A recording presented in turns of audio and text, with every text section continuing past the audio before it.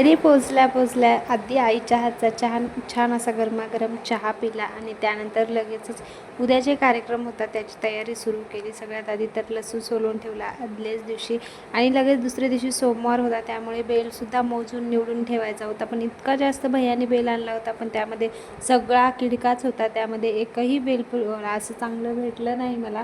जास्त किडका बेल होता, एवढे मोठे फांदे आणले होते पण त्याच्यामध्ये चांगला बेल काय जास्त मिळालाच नाही। 50 ते 60 एवढ्या ह्याच्यामध्ये चांगला बेल मिळाला आणि त्यानंतर पिलूचं वाचन घेतलं।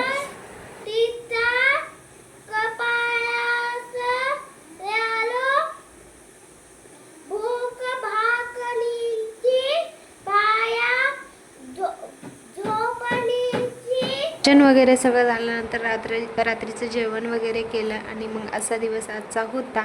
तर येणाऱ्या ब्लॉगमध्ये तुम्हाला समजेल की उद्या आमच्या घरी काय कार्यक्रम होता आणि असाचा दिवस गेला। थँक्यू।